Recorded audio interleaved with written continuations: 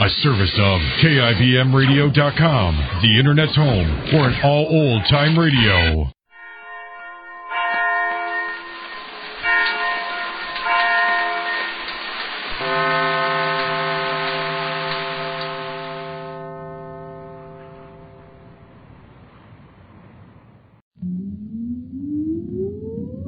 Countdown for blast off.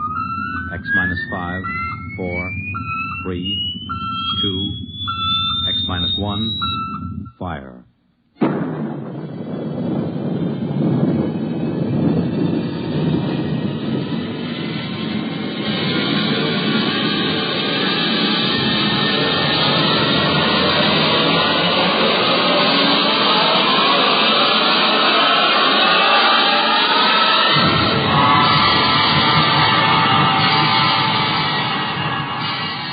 From the far horizons of the unknown come transcribed tales of new dimensions in time and space. These are stories of the future, adventures in which you'll live in a million, could be years, on 1,000 maybe worlds. The National Broadcasting Company, in cooperation with Galaxy Science Fiction Magazine, presents X minus 1.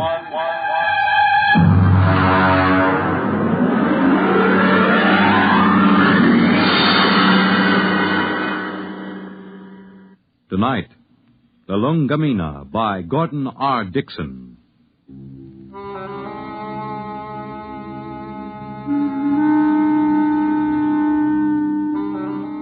Blame Clay Harbank, if you like, for what happened at Station 563. Or blame Bill Peterborough, the one we called the Kid. I blame no one. I'm a Dorsai man. That means I was brought up on one of those tiny planets a million light years from nowhere. Being a Dorsai man is quite a responsibility. We are a very polite people. We have to be. Because when we get angry, we fight to the death.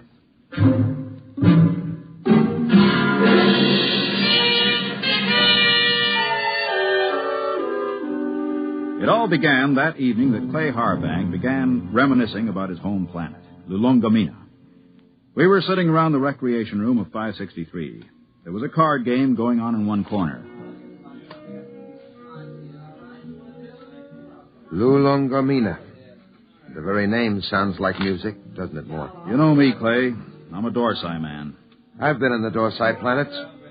I've seen them all knocking around this universe for 35 years. But when it comes to sheer beauty, Lulungameena. How long since you've been home, Clay? Home? 20 years, Mort. 20 stinking, miserable years. Well, that'll be over soon. Another 10 days. You gonna miss old 563? Miss this godforsaken little asteroid? Not for a minute. We'll miss your ugly face around here. At least I will. I'm gonna miss your gloomy Dorsai puss, too. Mort, why don't you get out of it? You've had more years in space service than any of us. You've probably got enough credits to get out, too. Me? I wouldn't know what to do with myself. Couldn't you go home? You should know better than that. The Denebrian trouble? The Denebrian trouble? You could go to Earth. What for? Ever been there? Never once. And I've never wanted to. I've seen too many Earthmen. Like the Kid over there. He's green in service. He's full of greed and stupid hate like the rest of them. No, that's not for me. Looks as if the game's breaking up. Here he comes. Well, if it isn't the big gambler from the windy planet. What's its name? Lulungameena. Yeah. How's the piggy bank coming, Dad? The piggy's a gentleman, Kid. He never overeats, so he won't ever get indigestion.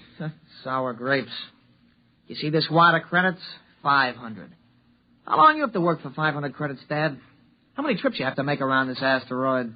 How much closer to fall in your grave you have to come? You look as if you made a killing. I always make a killing. I'm a natural-born gambler.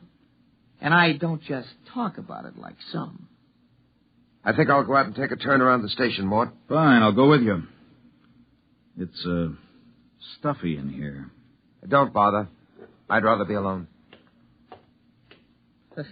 Big shot. Knocked around the planets for 35 years. Used to have a reputation as the hottest gambler in the systems. Comes from the most beautiful planet in the universe. Bull. Why don't you lay off him? Kid, let me give you a piece of sound advice. Go ahead. Lay off Clay Harbank. He's been around the systems a lot longer than you have. He may not be any chicken, but he's a tough baby when the situation calls for it. You trying to scare me, Mort? I thought you Dorsai guys were smarter than that. I'm beginning... No, look, kid. No, look. No offense, Morty. I wasn't trying to insult the Dorsai people or anything. I got to go do a flight check. I'll see you.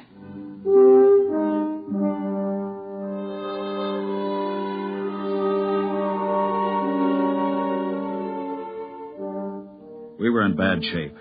The 20 of us at Frontier Station 563 on the very edge of the human area had gone sour. Half the men had applications for transfer in already. What I told the kid about Clay being tough, well, that was a bluff to keep him off. Nobody knew better than I did that Clay was burned out inside like a used-up rocket. I put on a spacesuit and went out to join him. Oh, hi, Mort. Hi. Beautiful night, huh? Nice. Back on Lulungameena, on a night like this, the rakish flowers open up, and you can hear them singing. There are 6 moons, and every one of them is like a yellow lantern. My mom and dad and I used to live on the edge of a lotus pool. Here I go talking about home again. Figures. A guy who's been saving up for 10 years to get home is bound to start thinking about it when the time comes. I wish you could come with me, Mort. Clay, tell me something. Yes? Do you ever get the urge to gamble again? Do I get the urge to gamble? Mort, you ever watch a man who's been on PON for a while? When he's broken the habit, you can't get him near the stuff. He despises it. And yet, the same man is liable to go back on with no provocation. Well, that's the way it is when you've gambled all your life. I figured. Maybe that's why I keep talking about home. Every time I hear the kid flipping those cards in the recreation room, I start talking about home. Have you noticed? I've noticed. But this time I'm going to make it, Mort. I tried 3 times before. This time I've got the dough, and I know I'm going to make it. I think you will, Clay. You know what did it? Oh. Lulungameena. That's what saved me this time. The thought of that beautiful planet. Well, when you get there, you can send me a photo tape. At the rate we get visitors, it should reach me in 5 or 6 years. You'll be out by then. You'll be home. I'll never go home, Clay. Never. Well... That's Red 4. Screens must have picked up a ship in the galaxy. Maybe we'll get a visit. Keep us from going loco anyway. Coming in? No, I think I'll stay out a while. Well, I'm going to check the screen. See you later.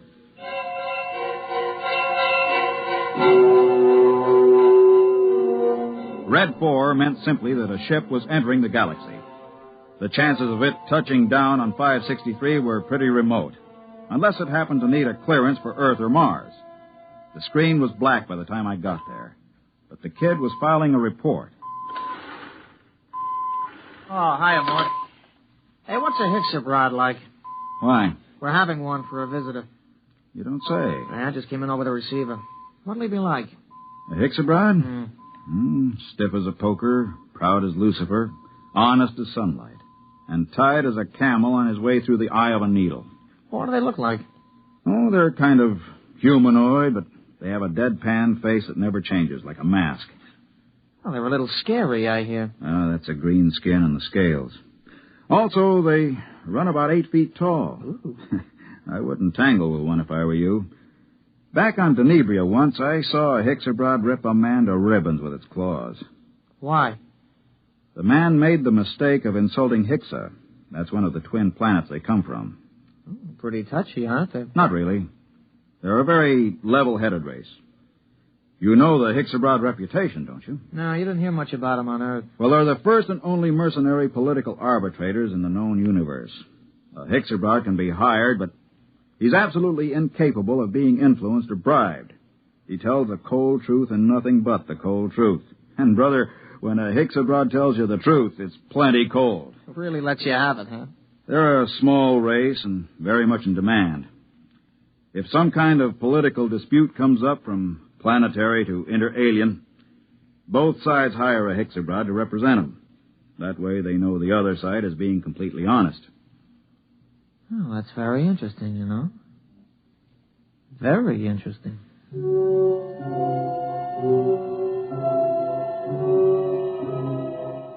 I could tell there was something on the kid's mind, but of course I didn't know what it was. Most of the talk in the recreation room that night centered around the arrival of the Hicks abroad. Landing beacons were turned on, and we waited for another radio communication. Hey, anybody want to sit in on this next hand? What? No, thanks. Well, I know better than to ask the galaxy's foremost gambler here. That's right, kid. Well, maybe when this Hicks abroad gets here, we'll be able to work up a decent game. Do Hicks abroads gamble? No, kid, they don't gamble. That's too bad. Well, we can always sit and listen to you lying about what a beautiful place Lulungameena is. Kid, you just went too far. Yeah, you're going to do something about it? That's right, I'm going to punch your little nose. Hey, break it up. Break it up. Clay, you all right? Yeah, I'm okay. Well, you better get to the infirmary. Have your mouth taken care of. Kid, you get to your quarters. Since when are you giving orders? I'm telling you to get to your quarters. You better do what he says, kid. He's a Dorsai man. That's all I've been hearing since I got here. What big gamblers come from Lulungameena and how Dorsai men are killers. So far, I've seen nothing, but I heard a lot of talk. You're going to get to your quarters? I'll give you 5 seconds to start moving. You better go ahead, kid. Okay, Maud. I'm letting you bluff me out of the game this time. Just remember, there's going to be other games. Next time, I won't be bluffed.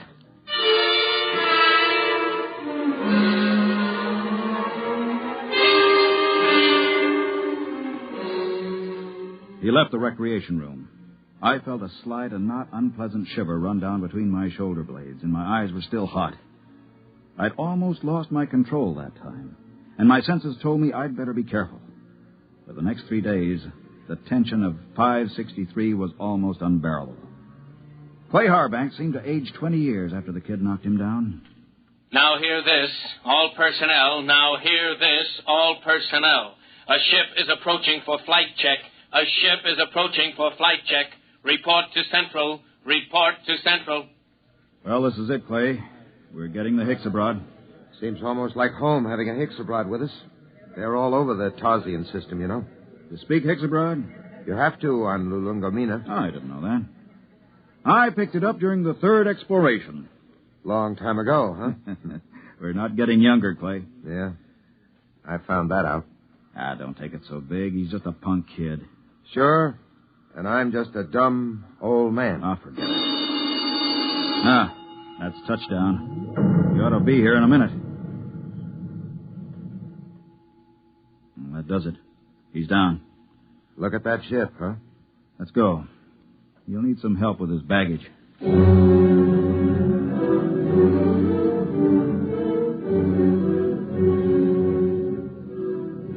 The ship was a silvery one-man job, the kind that have taken the Hicks abroads all over the universe. The cabin door slid back, and the Hickses stepped out. He was as green and scaly as a lizard, but there was a certain unmistakable dignity in his bearing. Since I spoke the language, I was the first to greet him. Belt the Hutch and Hicks abroad. Welcome to this place. I greet you, Dorsai man. My name is Mort Bianski. I am called Dorlassus. Come. I'll show you to your quarters. Thank you. How long will you remain here? Only for one night. I wish clearance for Mars. I'm sure it can be handled. This way.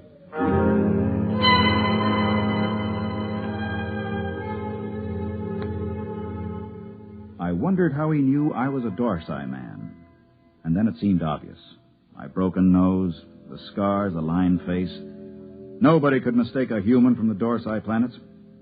Still, it scared me a little. I kept wondering if he had anything to do with interplanetary police. I tried to put it out of my mind. It was no use.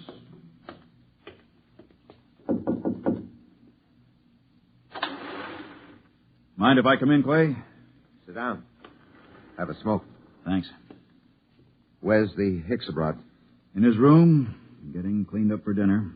Strange guys, aren't they? Well, there's something even stranger going on. What's that? The kid's in there with him. With the Hicks? Mm-hmm. What do you suppose they're talking about? I don't know. I wish I did. Kid's probably trying to get the Hicks into a dice game. I doubt it. What's on your mind, Mort? Clay, you've been around. Are there any Hicks abroads in interplanetary police? A few. Why? I don't know. I just had a feeling, you know. Oh, you're dreaming up bogeymen. Maybe. Besides, you're not in any trouble outside the Dorsai system. I killed a human, Clay. Not deliberately. In a rage. Happens all the time on Dorsai, doesn't it? Not to an officer of Intergalactic. Besides, that was 25 years ago. There's no statute of limitations in the systems. Nobody knows but me, right? You don't have to be clairvoyant to wonder why a man hasn't been back to his home planet for 25 years. You, think the kid... I don't know. He's got no love for me. Still, he doesn't know anything. How would he know this Hicks abroad is an agent, if he is? Couldn't say. Where are you going? Well, I think I'll take a look at that message the kid filed. The one we got when we first picked up the Hicks abroad on the screens. Let me know what you find, if anything.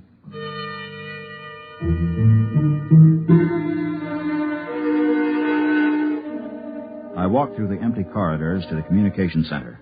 I went directly to the files where incoming messages are kept and flicked the tab until I got to Notices of Arrivals. There, 2 days before, was a report of the arrival of Dorlasis. I ran my finger down the statistics until I came to the line that said, Point of Origin of Flight. It read, Tarsian Galaxy. That was where Clay Harbank's Lulungameena was. I read further, where it said Nature of Business. My blood ran cold as I spelled out the words criminal. Come in. Belt the Hutch and Hicks abroad. I greet you, Dorsai man. Is there anything you require? Nothing, thank you. I came to tell you that we'll have dinner tonight at 800 hours. The young Earthman has already informed me. There's a shortage of raw meat here. I've brought my own food, thank you. I see you came in from the Tarsian planets. Yes? You didn't happen to be in the Dorsai planets before that? No. Oh, I thought perhaps you might have some news. I came from intergalactic headquarters. Yes, I saw your flight check.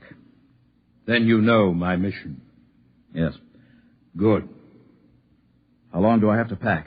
I will be leaving at 700 hours tomorrow morning. Can you be ready by then? Yes, I guess so. Good.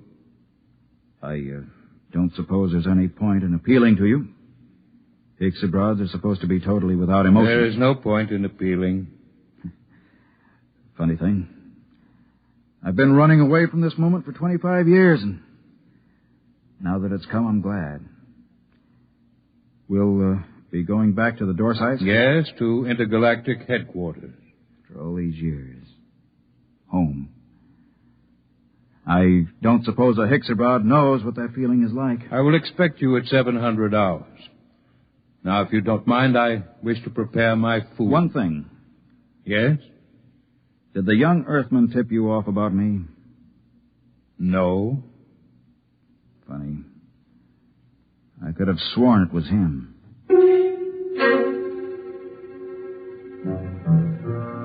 That was that. When a Hicks abroad tells you no, you can bet your life he isn't lying. I began to wonder how they located me. I began to wonder what he and the kid had talked about. I began to wonder a lot of things. Well? He's an agent for Intergalactic. Well, that doesn't prove he's after you. He is. How do you know? I just talked to him. Lord in heaven. It isn't so bad, really. Just think, I'll be going home. I'm going to kill that kid. Clay. I'm going to kill him. Clay, listen to me. The kid didn't turn me in. You said... I said he was talking to the Hicks. I just asked him. And the Hicks told me it wasn't the kid. They don't lie. So don't go blowing off. It's going to be hard. 10 days. Doesn't have to be 10 days. What do you mean? How many credits do you need to buy your way out? Another 500? Next payday? Don't wait. Don't wait. I have over 900 credits. I'll turn them over to you. Mort. Listen, I don't need them. You can pay off tomorrow and fly as far as the Tarsian chain with me and the Hicks. It's a very nice thing, Mort. Will you do it? I'll think about it. Let you know after dinner.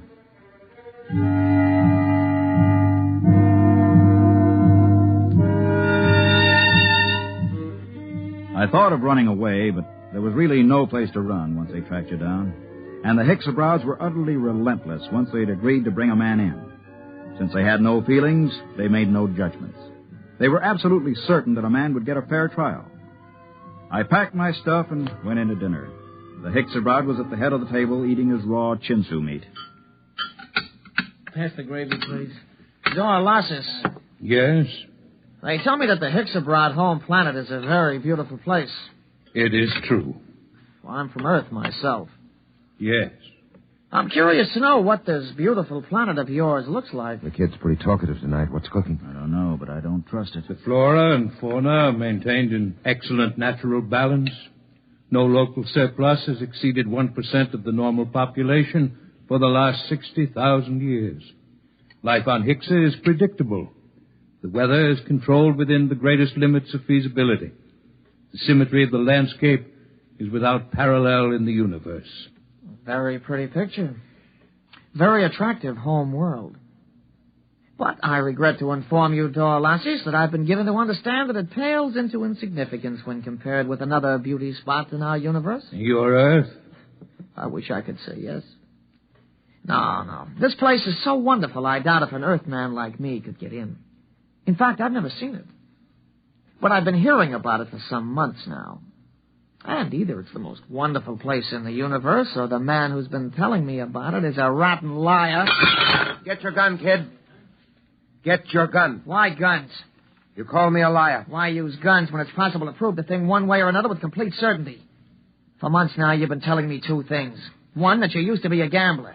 Two, your precious Lulungameena is the most wonderful place in the universe. The question is either statement true? They're both true. You'll back them up? With my life. I'm not asking you to back them with your life. Just back them with that nice little hoard you've been accumulating all these years. Clay, don't. Well, you said you were a gambler. Bet with me and prove it. Suppose I do. How do we prove my statement about Lulungameena? It's easy. We have with us at this table a Hickabrod. In a conversation with him, I found out that he's just visited every planet in the Tarsian chain. Now, as everyone knows, a Hickabrod never lies. Do you think you could judge this point, Dorlasis? The point can be judged. Well, gambler. Clay, it's a trick. Don't bet. How much will you bet, kid? All I got. The equivalent of 10 years' pay. Well? You're on. Dorlasis, okay if I question you? Proceed. You've been to the planet in the Tarsian chain, which this man calls his home? I must ascertain the position of the planet. The fourth planet. Ah, yes. The one with 6 moons. That's it. I've been there recently. As you well know, since we spoke of it only this afternoon. We did speak of it, that's true. Now, will you tell me, you know the planet? Yes. You know its geography? I do not repeat myself. Is it a large planet? No. Is it a rich planet? No. Was there not a rain of radioactive fallout from an explosion of a nearby star only 5 months ago? There was. Did it not destroy every piece of vegetation and leave this planet a gutted, smoking ruins, charred and ugly? It did. Well, gambler? You haven't asked him the main question yet, kid. Would you like to ask him? All right. Hickabrod, the question to be judged is this. Is Lulungameena the most beautiful and the most wonderful place in the universe? Yes. It is. What? Well, kid? That's a trick. It's a rotten trick. I don't believe it. The Hicks is... The eyes of the Hickabrod were narrow and baleful as he pushed back his chair. You could almost feel them burning as he dragged his scaly feet over toward the kid. He stopped about 6 inches from the kid and held both his hands up, palms near the kid's eyes. There was a clicking sound, and we watched 11 sets of gleaming razor-like claws shoot up from the tips of the Hicksabrod's fingers. Their points were almost against the kid's eyes. Look at my hands, Earthman. Are they not clean? Yes. Do you doubt that I have told the truth? No. Then there is nothing further to discuss. I bow to you, gentlemen. I thank you for your hospitality. You will excuse me.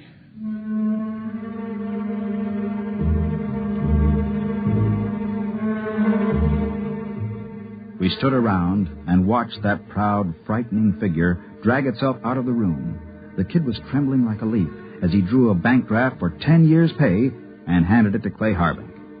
The next morning, Clay and I boarded the Hicks Abroad ship, and 4 days later, we touched down at the outer planet of the Tarsian chain.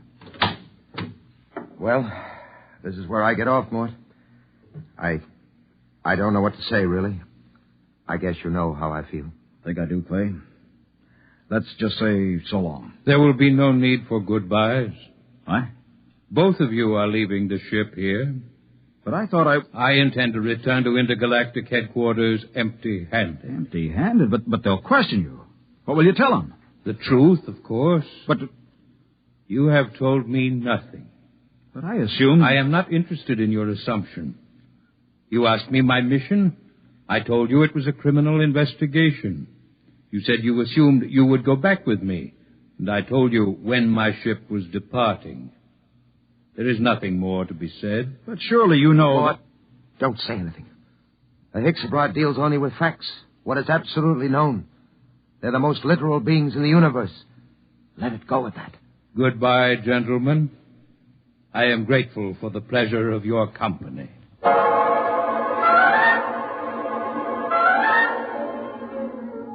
5 minutes later, Clay Harbank and I shook hands at the exit of the spaceport on Tarsus 10. But before we parted, there was one thing I had to know. Clay, one thing before you go. Yes? How did you know the Hicks Abroad would lie about Lulungameena? He didn't lie, Mort. The Hicks Abroad never lies. But Lulungameena... Mort, let me tell you something. Lulungameena is a word in use throughout the Tarsian planets. Actually, it's a Hicks Abroad word. It means home. All I did was ask the Hicks Abroad if home was beautiful. He simply said yes.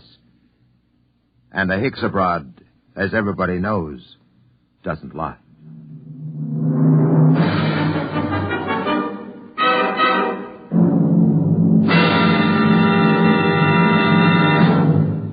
You have just heard X-1, presented by the National Broadcasting Company in cooperation with Galaxy Science Fiction Magazine, which this month features the Finn O'Donovan novelette Bad Medicine, the story of a robot therapist that never failed to effect a cure, even if it had to convert itself into a typhoid Mary to do so. Galaxy Magazine, on your newsstand today. Tonight, by transcription, X-1 has brought you Lulungameena, a story from the pages of Galaxy written by Gordon R. Dixon and adapted for radio by George Lefferts. Featured in the cast were Ralph Camargo, Ned Weaver, Jack Grimes, Bob Hastings, and Kermit Murdoch. Your announcer, Fred Collins. X-1 was directed by Daniel Sutter and is an NBC Radio Network production.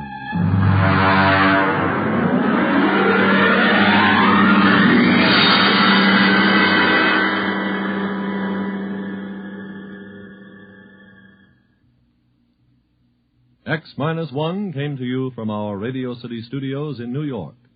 Next week, listen to Project Mastodon, Clifford Seamak's story on X-1. Follow the news with Chet Huntley tonight on the NBC Radio Network.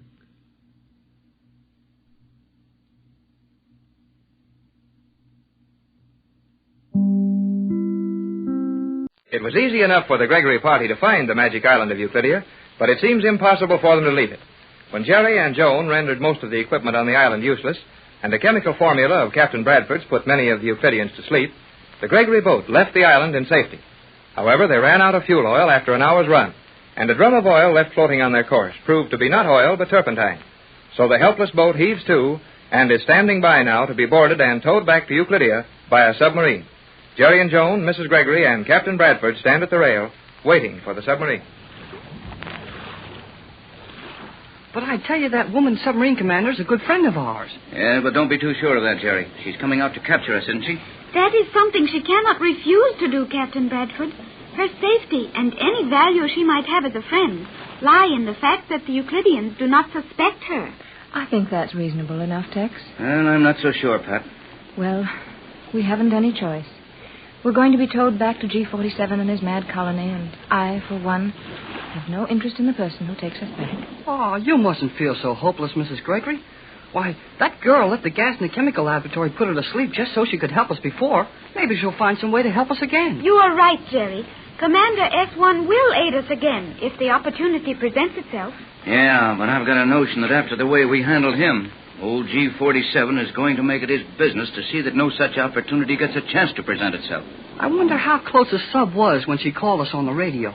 Would there be any way of knowing that, Tex? No, and it wouldn't do any good if we did know. Thinking about getting a last-minute message to Johnson, weren't you, Jerry? Yeah, I thought we might as well try it. That would be of no help, Jerry.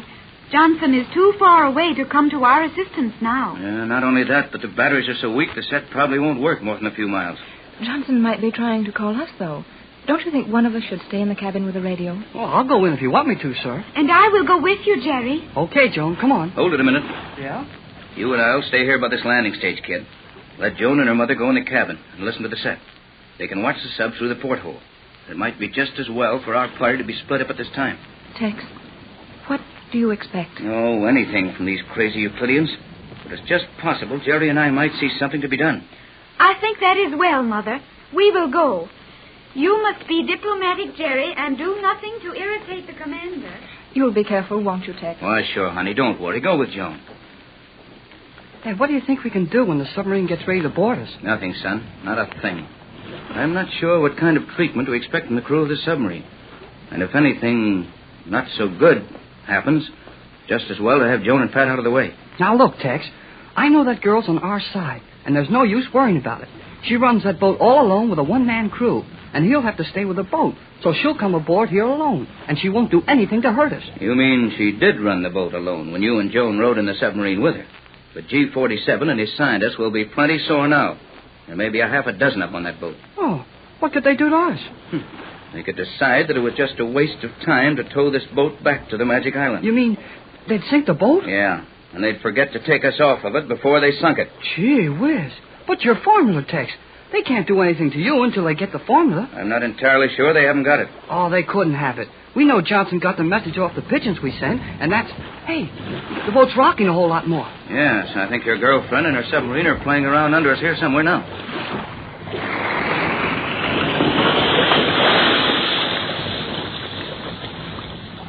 Golly whiskers. There it is, Tex. There's the nose of the sub. Yes, sir. Sticking straight up out of the water. I could almost reach out and touch it. Better not. They'll be throwing open the port and the nose of it in a minute, and that thing's plenty heavy. Look how it stands there, Jerry. Steady as a rock. Those Euclideans certainly know their stabilization principles. I think I heard a noise inside the nose of that thing. They must be ready to open it.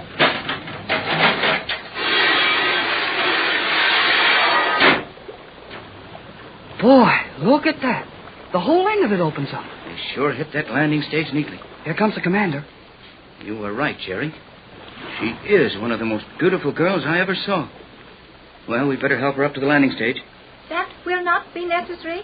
I personally stabilized the submarine. At this point, I can easily step to the landing stage. Mighty independent, isn't she? She's coming aboard alone, too. What did I tell you? I hope you're right. Sorry we can't offer you more hospitality, Commander, but we're rather helpless here. You need not apologize, Captain Bradford. I would hardly expect more from one who would attempt such a foolhardy escape as yours. Well, we figured it was worth trying. Welcome to the ill-fated boat, Commander. The ill fate of this boat is only in the contemplative stage now. I got that one. You mean old G47 hasn't had time yet to figure out anything mean enough to do to us? For one who speaks such a strange jargon as you, Hall, your understanding is surprising at times. Oh, I'm all here. Enough of this. You understand what must happen, Captain? I'm afraid I do. You're to tow us to the island, and again we will be prisoners. Exactly. But there is more.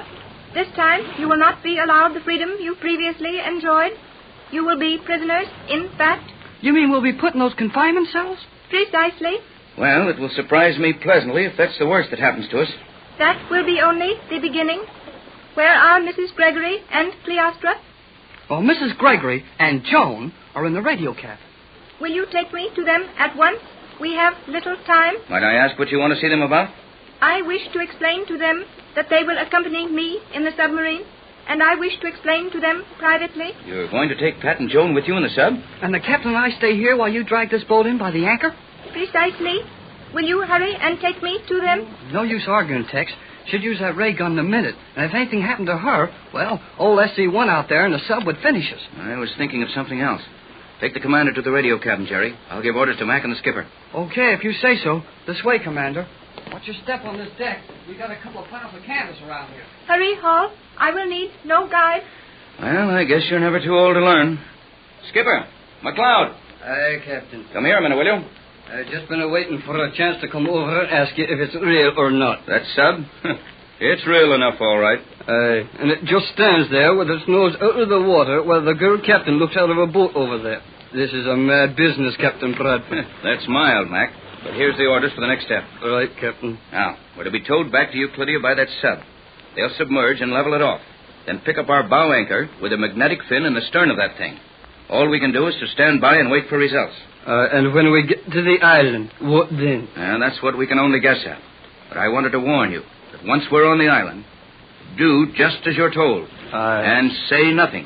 I understand all that right. Well, that's all, Mac. Relay that to Skipper, will you? Aye, sir. I will that. And if you don't understand it any better than I do, we both know. Well, I can't say I blame you much.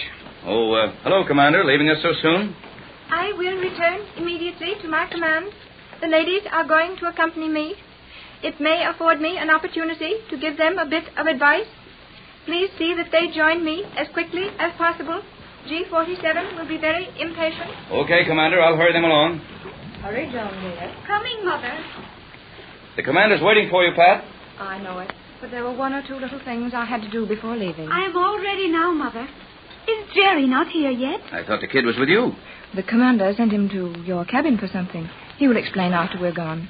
Oh, Tex, I'm so afraid of all this. Well, keep your chin up, Pat. We'll be seeing you on the island in a couple of hours. Yes, Mother. There is nothing to worry about. And we must hurry. The commander is motioning us to come aboard the submarine. Come then, Joan, dear. We'll have to make the best of it. And goodbye, Tex. Remember, Pat, chin up. Good luck. Thank you, Captain.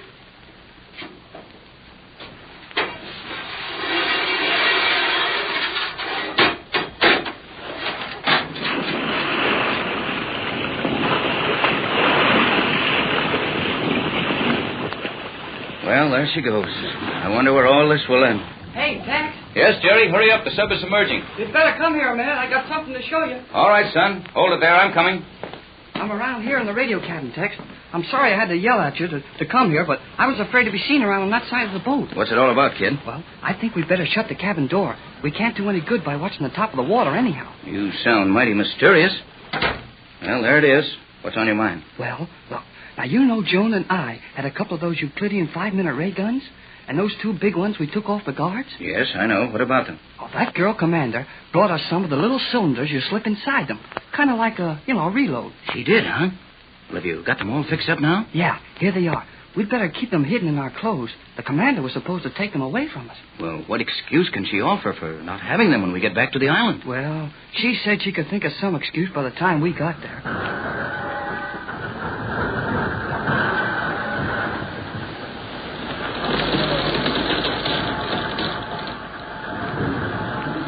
Sounds like the submarine must be hooked onto our bow anchor. Yeah. The boat's beginning to roll a little. Guess we'll make it to the island in a couple of hours. Yeah, and with these ray guns, Jerry, we've got a chance to do something after we get on the island. But listen, we'll have to watch our step. The commander said to leave that guard tied up where we've got him till we get to the island. Yeah, a lot of good he did us. Couldn't get a word out of him. Well, we might have if we could have had only taken him farther from the... Hey, Tex, the boat's listing pretty bad. Yeah, guess that bow anchor line is straining crooked. No, something funny's going on here. What's up, Skipper? Listing. Yeah, I just noticed it. That anchor pulling crooked? No. What's wrong, then? Leaking. This boat's leaking? Aye. What from? Hole. We're shipping water through a hole? How did a hole get in this boat? Chop. Who could have done it? Prisoner. That Euclidean guard got loose. Well, where is he now? Gone. Golly whiskers. Faster than a speeding bullet. More powerful than a locomotive. Able to leap tall buildings at a single bound. Look, up in the sky. It's a bird. It's a plane. It's Superman. Kellogg's Pep. P-E-P, Pep. Pep, the Sunshine Cereal, presents The Adventures of Superman.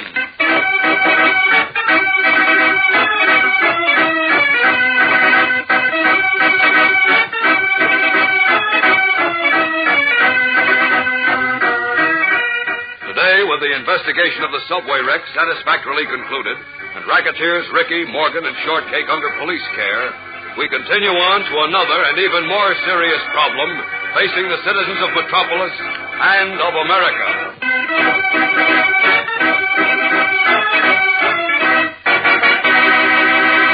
Hello there, gang. This is your pal Dan McCullough.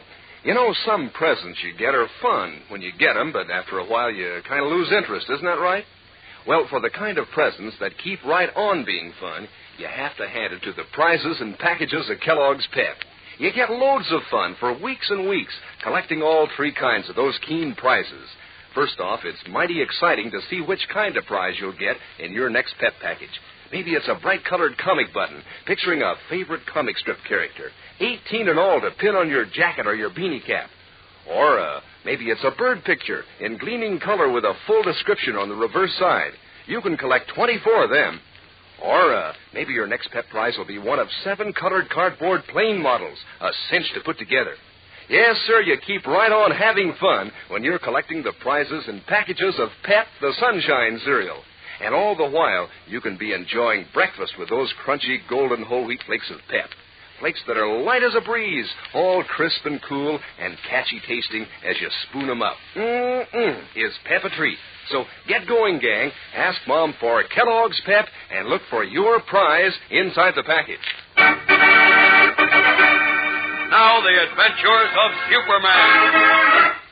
Our scene is the broad rolling lawn in the shadow of the marble-pillared state capitol. Almost 1,000 GIs, most of them battle-scarred veterans of the European and Pacific invasions, have gathered on the lawn in a meeting of protest. As we join them now, they are cheering the remarks of one of their number who is addressing them from the base of a statue of Thomas Jefferson, creator of the Bill of Rights. The speaker is Joe Martin, brother of Beanie, the Daily Planet copy boy, and a hero of the Okinawa invasion. Did they ask us what church we went to when they sent us up the beach at Anzio? Or at Normandy? Or at Iwo Jima? Did it make any difference whether we were black, white, green, or purple when a machine gun slug came out of nowhere and ripped us apart? But now, evidently, it does make a difference. Now that it's all over and the blood has been soaked into the ground and the dead have been buried, and those of us who were lucky enough to come back here are looking for honest, decent work, it does make a difference.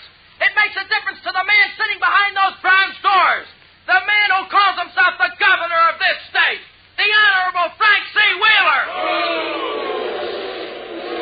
What are we going to do about it? Are we going to stand by and let Wheeler discriminate against us because we happen to be Catholics, Jews, or Baptists? There are hundreds of state jobs open. Jobs that are supposed to go to veterans. Jobs that were promised to us. I know that some of us are getting those jobs. But only if we worship God the way Frank Wheeler and his gangsters want us to worship. You see this statue? It's a statue of Thomas Jefferson, the man who wrote the Bill of Rights. And the Bill of Rights says that every American can worship God as he sees fit. And that nobody, not even the Congress of the United States, can tell that man how to worship. But Governor Wheeler evidently thinks he's bigger than the Bill of Rights. He thinks he's bigger than the Congress of these United States. He wants to tell us how to worship, and if we don't do it his way, we suffer for it. I say there's only one way to handle this situation. I say we march on the state capitol, knock those big bronze doors over, and demand the two things that you'll find written on the state flag flying over the Capitol. Liberty and equality! And I say let's do it now! Just a minute, fellas! Just a minute, please! Please! Hey, Joe, do you mind if I say a few words? No, go ahead, Sam, thanks. Quiet, just a minute, fellas.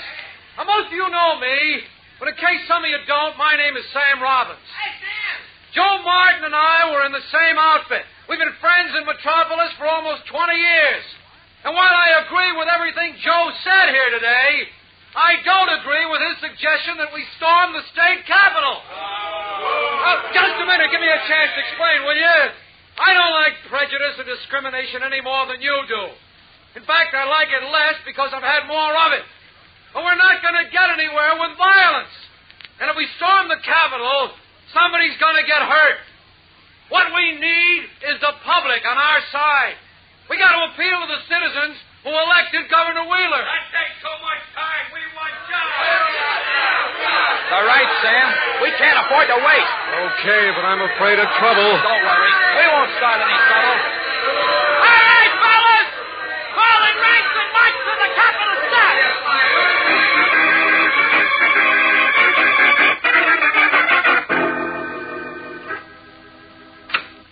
Mr. Governor. Yes, Briggs, what is it? Sorry to interrupt, sir, but the veterans who are meeting on the lawn are marching toward the Capitol. Call the state police barracks. Tell them I want a squad of men over here immediately. Yes, sir. All right, George. You got me into this. Now get me out. Take it easy, Frank. Nothing to get excited 1,000 raving maniacs is plenty to get excited about. What do I do with them? What do I tell them? You're governor of the state, aren't you? In name only, and you know it. So does everyone else. It's no secret that big George Latimer runs the works. Don't lose your head, Frank.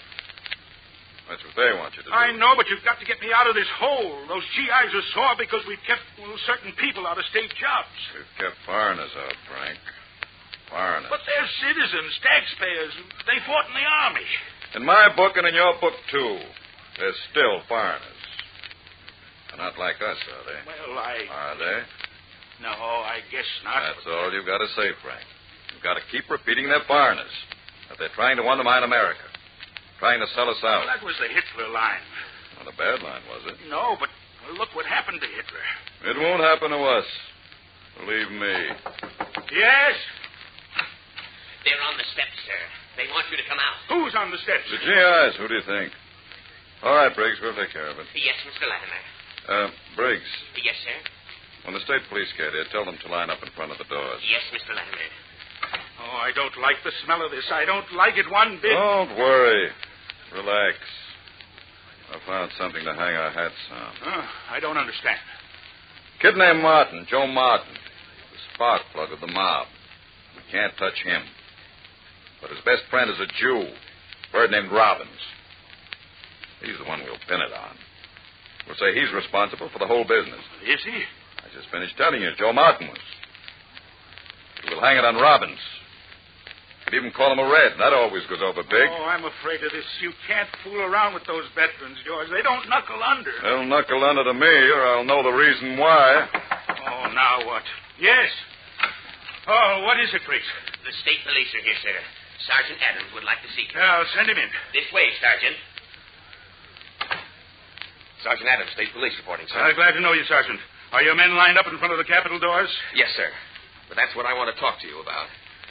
They don't like the idea of pointing Tommy guns at ex-GIs.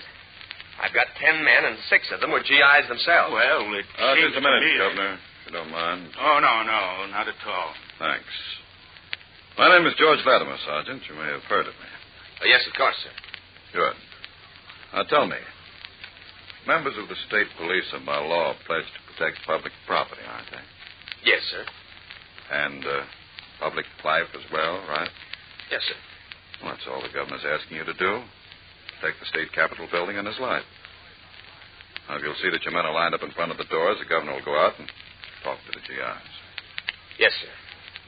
All right, Frank, let's go. Oh, I don't think I'd better go out there now. Now, you've got to show your face. Yeah, but they're screaming for blood. They'll get blood. But it won't be yours. Come on.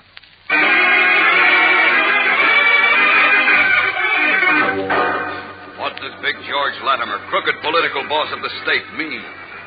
We'll know in a moment when we return for the exciting climax of today's episode. So keep listening. Say, gang, did you ever see a person trying Kellogg's Pep for the first time? Well, here's what's likely to happen. He starts looking pleased just as soon as he sees those crisp, light cherry flakes of whole wheat in his breakfast bowl.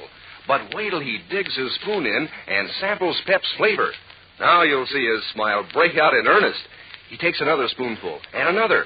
Can't quite believe all that catchy, super delicious flavor is real. Well, it's real, all right. It's terrific. And you can see the pleasure written all over his happy face. And you know, a swell thing about Pep is that every time you eat it, it teases and pleases your taste just that way. Just as you get a happy surprise every time you open your package of Kellogg's Pep for the prize inside. 3 different kinds of prizes you can get, and each one a honey.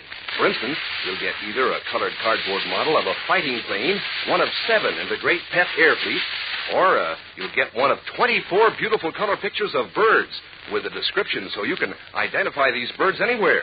Or else, you'll get a bright-colored comic button picturing one of 18 comic strip characters to pin on your jacket or your beanie cap. So start collecting all 3 kinds of prizes in Kellogg's Pep, the Sunshine Cereal.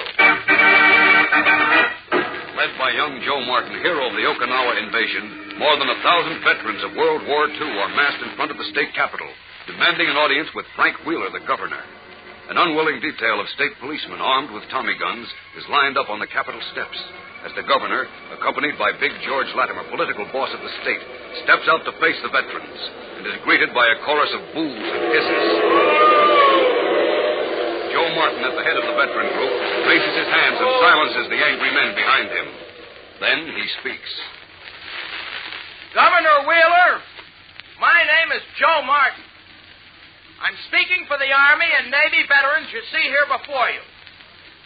We demand to know why racial and religious prejudice is being practiced in awarding state jobs to returned GIs. Tell them there is no prejudice. Mr. Martin and gentlemen, I assure you there is no prejudice. That's a lie.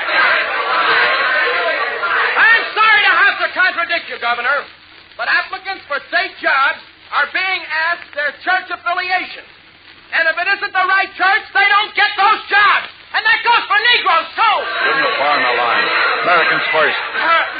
It may be true, Mr. Martin, that we are being very careful in our selection of state employees. That is, we are trying to avoid hiring foreigners whose only aim is to undermine the government.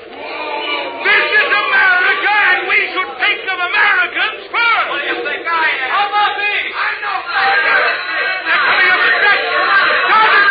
Sergeant! Keep the back! Fire, I said! That's an order!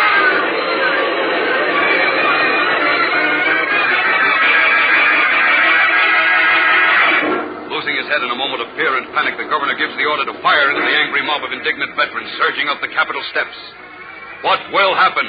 And how does Superman fit into this tense picture of returned GIs fighting for their rights? We'll know tomorrow, so be sure to listen when the Man of Steel joins in the battle for the freedom and equality guaranteed all Americans by the Constitution of the United States. Tune in tomorrow, same time, same station. And remember, for breakfast, it's Kellogg's Pep. For excitement, the adventures of Superman.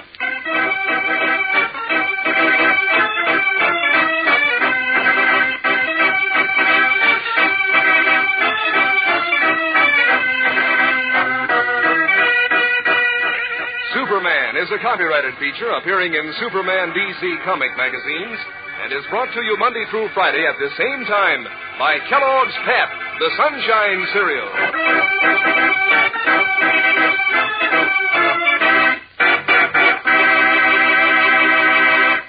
Say, gang, here's a famous name that brightens up your breakfast. It's Kellogg, the greatest name in cereals. Kellogg, as in Kellogg shredded wheat. What a treat. Tender, plump biscuits full up with natural nut-sweet flavor and toasted just right for extra crispness. But that's not all. Kellogg shredded wheat biscuits are just the right size, made to fit the bowl. And there are 15 biscuits in every package, each one full of swell whole wheat nourishment. Ask Mom to get you some Kellogg shredded wheat. And be sure to be with us tomorrow for the thrilling adventures of Superman. This is the Mutual Broadcasting System. Wonder if prices will ever come down? Fed up with the post-war world? Want to get away from it all? We offer you escape.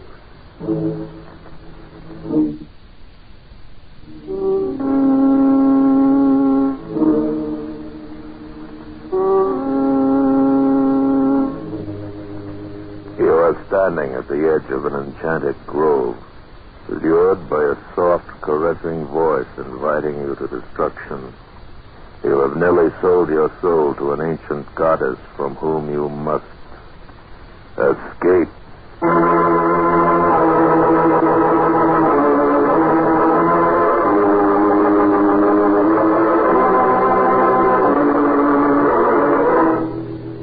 Escape, produced by William N. Robeson and designed to free you from the four walls of today for a half hour of high adventure.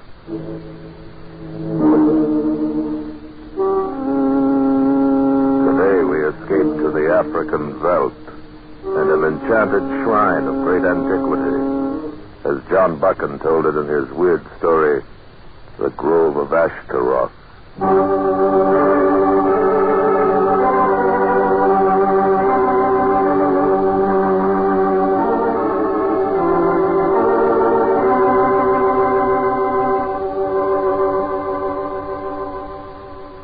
We stumbled onto the place, Lawson and I, during the second day after we left Taki.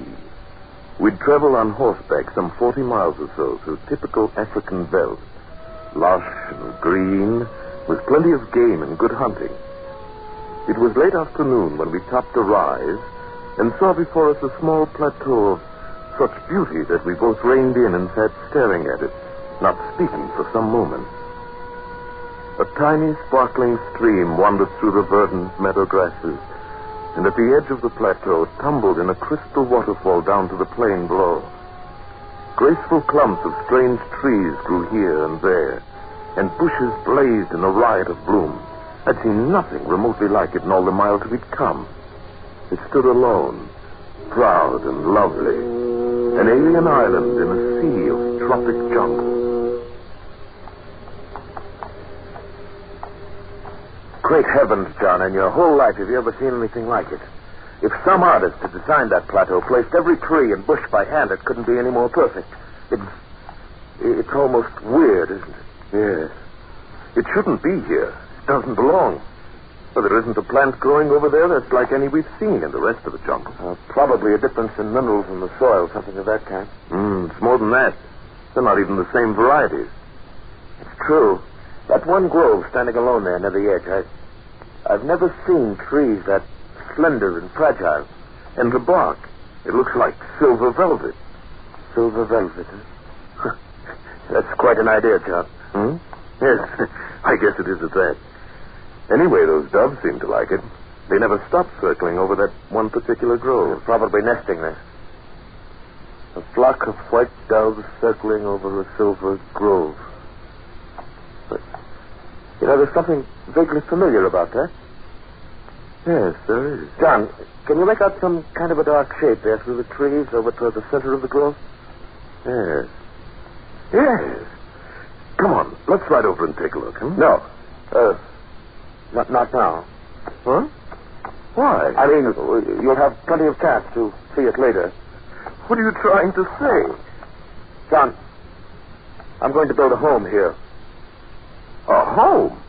Out here in the middle of the jungle, miles from... I'll build a road in from Taki. I've got money enough and no one but me to spend it. I've always wanted to live in Africa. Always, Lawson? Or for the last 5 minutes? It doesn't matter. Somehow, even though I'd never seen it, I've dreamed of this spot all my life. I've got to live here. Want to live here, I mean. But so quickly, at least think it over first. No, I don't have to think it over. I know what has to be done. Son, it's here that I build my tabernacle.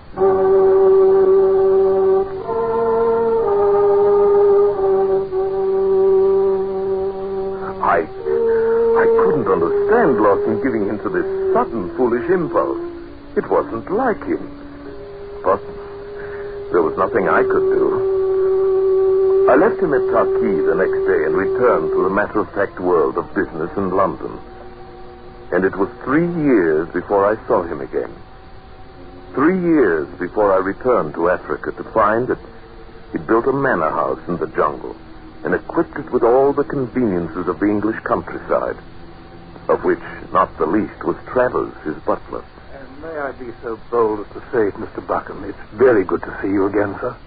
You bring a breath of old London out of this heathen, foreign country. Well, thank you, Travers. It's good to see you again. This is some different from the old granite front on Grosvenor Square, isn't it? Indeed it is, sir. A great many things are different. Yes. Mr. Lawson's turned this jungle clearing into a paradise on earth. If you'll pardon me, sir, I think paradise is not quite the word. Hmm? Oh, well... perhaps I'd better tell the master you've arrived, Mr. Buck. He's been lying down. Oh, not ill, I hope. I'll tell him you're here, sir.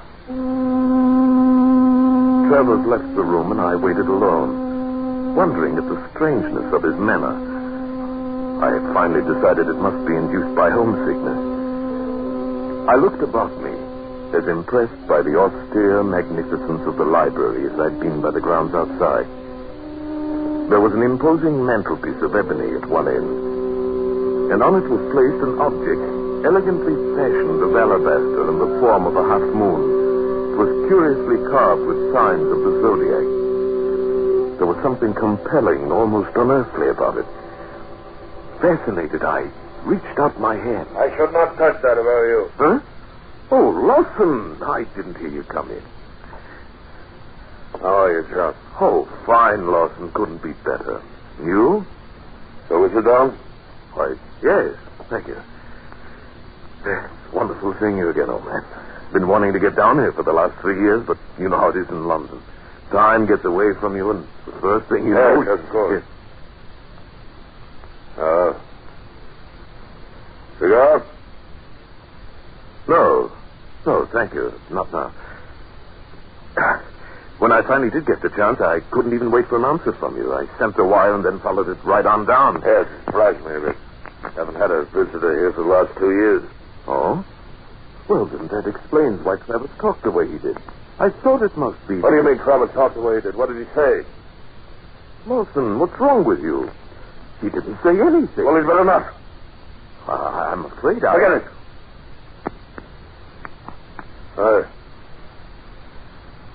I'm sorry, John. I haven't felt very well the last few days. Well, that explains it. I say, at least you seem to be eating all right. You're actually getting a bit plump. Actually, I'm fat. Gross, flabby, and obscenely fat. Isn't that what you really mean? Well, no. I was only joking. Never mind.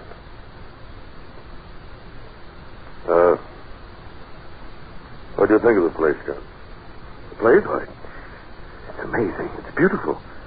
No one could ever believe it without seeing it. I doubt if there's another place like it anywhere in the world. You're right about that. There isn't another place like it anywhere in the world. Oh, that reminds me. I noticed you left the Grove as it was without bothering it. Tell me, did you ever find out what it was we saw that afternoon? Yes. Yes, John, I found what it was. Well? John, I have an overseer here named McJobson, quite a competent man. I want you to leave with him in the morning, take a 3 or 4 day hunting trip. He knows the country. He'll find you plenty of game. Oh, but I came here to see you. I'm fighting about a fever. Happens every so often. I'll be all right by the time you get back. Oh, now, wait a minute. If you're sick, I'm certainly not going to run. You'll do what I tell you. Lawson. I'm sorry to talk this way, but I know what has to be done. All right, Lawson. Whatever you say. Good. Settle it. Believe me, John, I know what's best for me. Yes. I'm sure you do. Another thing, John. That carving that sits on the mantel, I must ask you not to touch it. It's quite old and rare. I should not like anything to happen to it.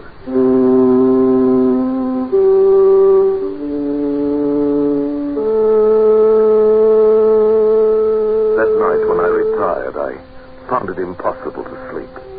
I tossed fitfully, trying to think of some reason for the great change that came over my friend in these past 3 years. Drugs, drink, actual sickness, either physical or mental? No, none of them gave any complete answer. My windows looked out across to the turf, and I saw the grove of strange trees. It was bathed now in the moonlight by a soft, silvery haze. Even now, in the middle of the night, the flock of doves circled in the air above it, gleaming white from wing and breast as they wheeled in the shafts of moonlight. I dozed off finally, to wake up suddenly in that brief hour before the first light of dawn. I happened to glance from the window, and in the fading moon glow saw a figure approaching the house. It drew near, and I saw it was Lawson, barefooted, wearing a white dressing gown. Shortly, I heard his weary steps past my door, and afterward the house was silent. I lay there wide awake. Lawson had been coming from the direction of the grove.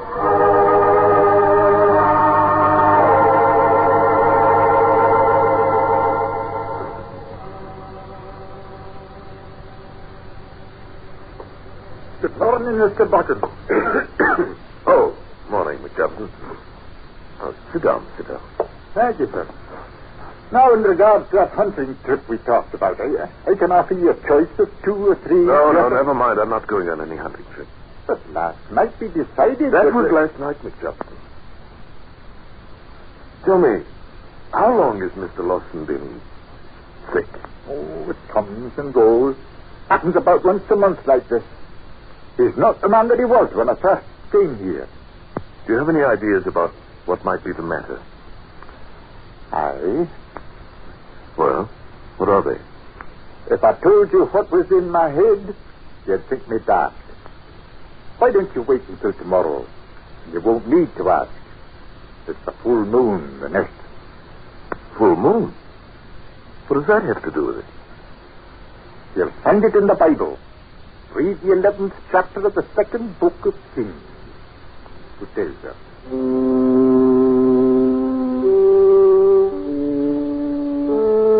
I found the Bible in the library and thumbed it open to the passage he'd mentioned. I read through it once without understanding. And then one sentence seemed to leap out from the page. For Solomon went after Ashtaroth, the goddess of the Sidonians. Ashtaroth. Ashtaroth, of course, Ashtaroth. Goddess of the ancient East, whose strange rituals held a dark fascination for the children of Israel, over and over luring them away from their fierce prophets to worship at her shrines. The white doves of Ashtaroth circling the shrine of her silver grove. Why, then the grove at the end of the turf must hide a lost shrine dedicated to her worship. But what of Lawson? Did his blood carry one fraction from old Israel with the same ancient weakness to hear and answer the call of the goddess? Had he become an acolyte of Ashtaroth? What weird rites did he perform in the grove at night? And then I remembered tonight. The worship of Ashtaroth had always reached its climax on the night of the full moon.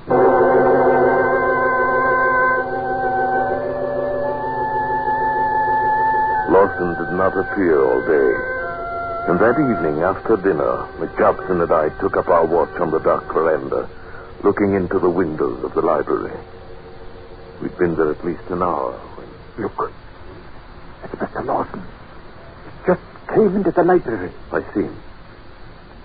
Wait. What's he after? I suppose he wants the little figure on the mantel.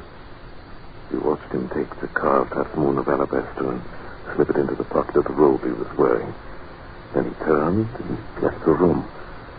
In a moment, he came out the front door and walked off across the turf in the moonlight. He'd best give him a bit of a start and then follow him. No, he'd see us for sure in that moonlight. I do not think so. He'd not look back now, sir, if there were 10 of us following. McJobson, what is it all about? You've read the book? Yes. Yes, it's the ancient goddess Ashtaroth, but what is the ceremony? What does he do? And what is it that made him the way he is? The ceremony you'll be seeing, Mr. Buchan. As to what has made him like he is, he does an evil thing. And all the while he knows it to be evil. He cannot help himself, and he knows that too. Yes. I think I see what you mean. We'd best be going now. He's gone into the grove.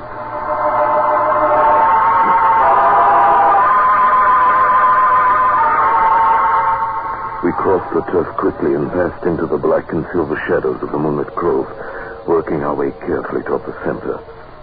The only sound at first was the piping of the doves circling high over the lacy branches above our heads. I saw as we approached that the center of the grove had been cleared to form a small circular arena. It was covered with smooth turf. And standing in the middle of it was a cone of rock 30 feet high, a smooth, sharp tower of stone that pointed up toward the tops of the trees. And then I saw Lawson. He stood by the base of the conical tower, his arms uplifted, the symbol of the half moon bound to his forehead, and chanting words with meanings I could not even guess. Now Lawson threw off his white robe and began a curious kind of dance, moving around the foot of the cone on a worn path beaten in the turf. The same path he must have followed many other nights before. He moved faster and faster, uttering now and again a wild cry. We stared entranced at the circle of moonlight. And as he danced, a strange new sound slipped into my consciousness, an earthly melody that seemed to come from the tower, from the trees. Or may perhaps have been born within my own mind, tricked by the magic fantasy of moonlight, shadows, and perhaps madness. It brought to me one vivid thought of the warm, soft lips of an unseen goddess, of lips incarnadine, whispering gently and sensuously across the reeds of a panpipe. I stirred uneasily, felt the quickening of my pulse. Try to resist it, Mr. Buchan. It's only a thing of evil cloaked in a false beauty. McJobson heard or felt it too. Then it was more than a trick of my own senses. Something in me thrilled to the core of the weird melody. I wanted to rush out and throw myself at the base of the stone tower to dance as Lawson was doing, to spend all eternity in adoration and worship of the beauty of Ashcaroff. Now, Mr. Buchan, think what it's done to him. Fight it, lad, fight it. I lost all knowledge of time. The dance had grown swifter and fiercer. The moonless figure in the clearing moved faster and faster, postulating and gyrating in tempo to the crazy rhythm. My blood was pounding in my throat, my ears ringing. The music surged through my brain in ever-mounting waves of incandescent sound. Now I was beyond reason, possessed by an overpowering frenzy when the cock crew. Then the grove was deathly still, and at the foot of the tower, Lawson lay unconscious.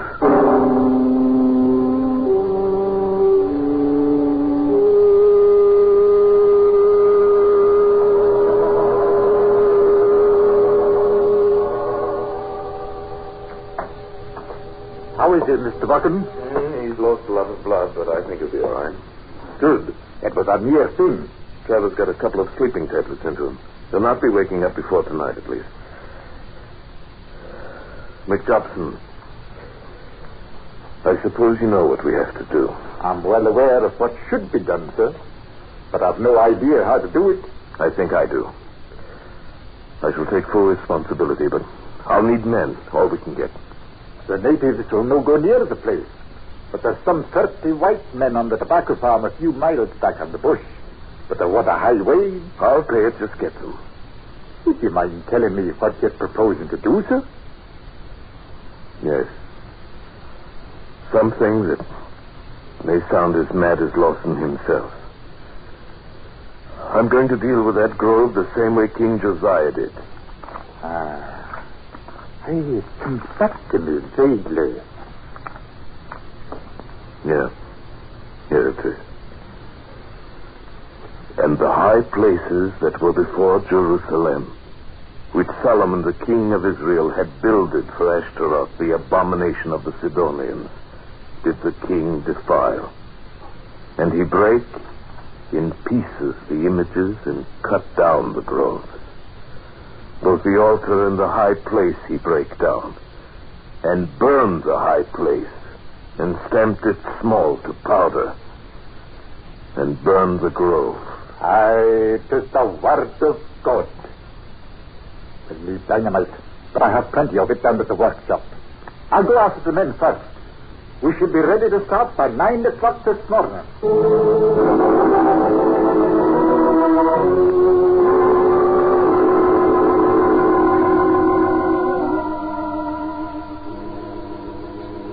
It was just past 9 when we entered the grove, carrying axes and a couple of shotguns and driving several teams of oxen. A light breeze had sprung up, and it whispered and rustled in the branches of the silver trees.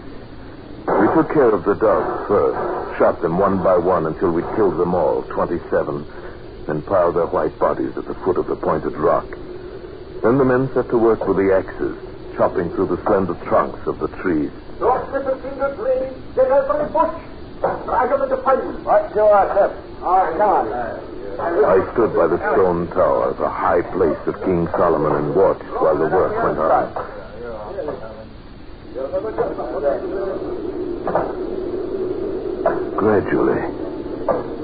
Gradually born perhaps in the sighing wind, a strange fancy crept into my mind.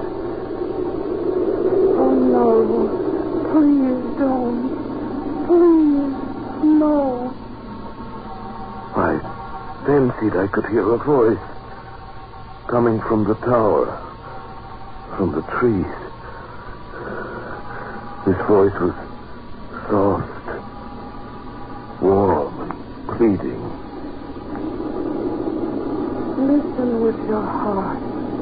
Can the spirit within you not hear and feel? The heart of all sorrow was in that voice, and the soul of all loveliness. Distant, tenuous, with all the bodiless grace of a goddess older than time and desire. Please, listen. Can you not know that I am beautiful? And once gone, I'm gone forever. I could not believe that I was imagining this soft and lovely voice. I felt a sudden and overpowering adoration for this exquisite creature who whispered in the breath of the wind. I wanted to call out to the men, order them to stop desecration of her home and sanctuary. Then I thought of Lawson, of what he'd become, and I fought back the impulse. How can you judge who knows so little? One who is part of the whole divinity of nature. No, I won't. I can't listen to you. Look at me but once with the eyes of your heart, and you'll belong to me forever. No. Please, no. You have killed my doves, covered their white breasts with blood. Are you not yet satisfied? It's got to be done. It's got to be done. No, please. You could stop now and leave the high place. New trees would grow, and other doves would come and nest in them. But I can't. What are you saying, Mr. Buchan? I couldn't quite hear you. Oh, nothing. Nothing at all.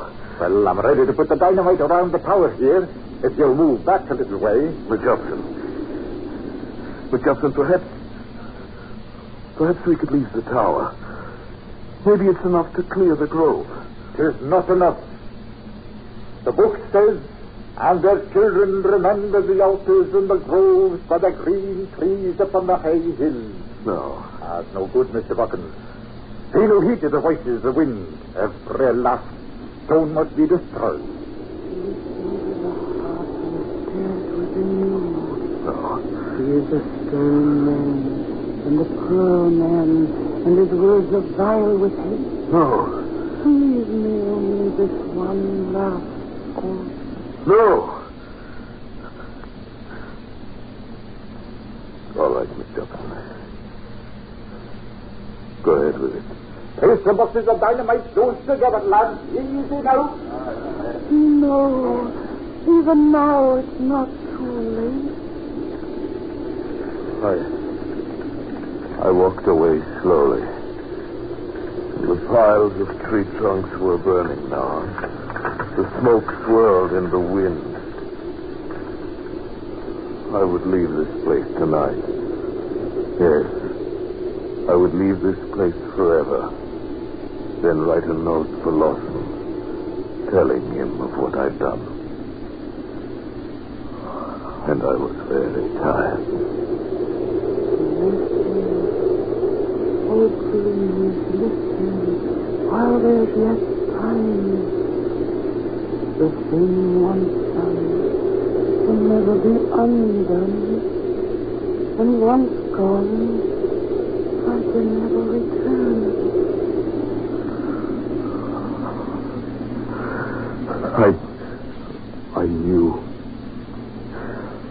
I knew that my act, my reason told me all these things.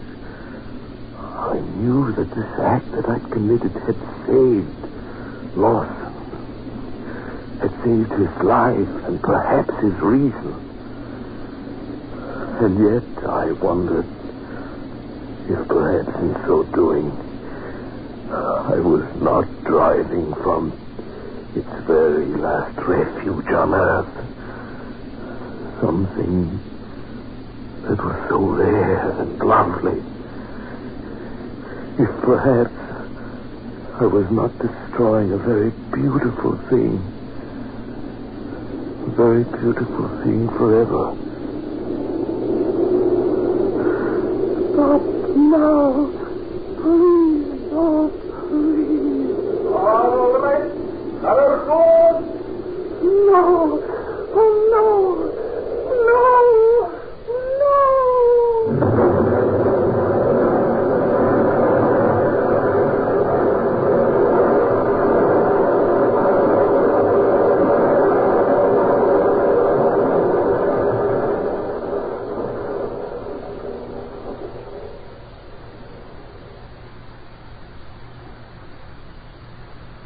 Silence. Nothing but silence. And I heard the sweet voice no more. And my face was wet with tears.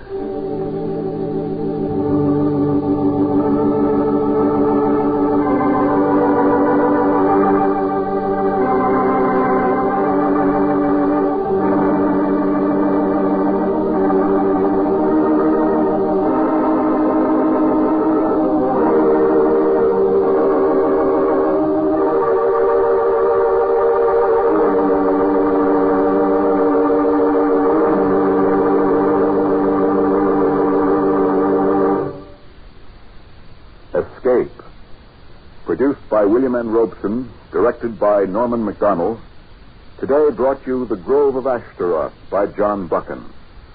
Adapted for radio by Les Crutchfield, with Paul Frees as Buchan, Bill Conrad as Lawson, Kay Brinker as Ashtaroth, Raymond Lawrence as McJobson, and Eric Snowden as Travers. Music was conceived by Cy Fewer, with Eddie Dunstetter at the console. Next week, when you're tired from working all week, when the weekend offers little diversion, next week at this time, when your problems seem just too much for you, we offer you escape.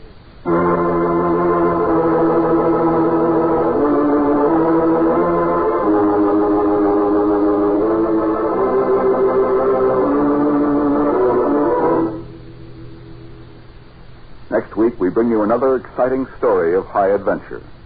This is CBS, where 99 million people gather every week, the Columbia Broadcasting System.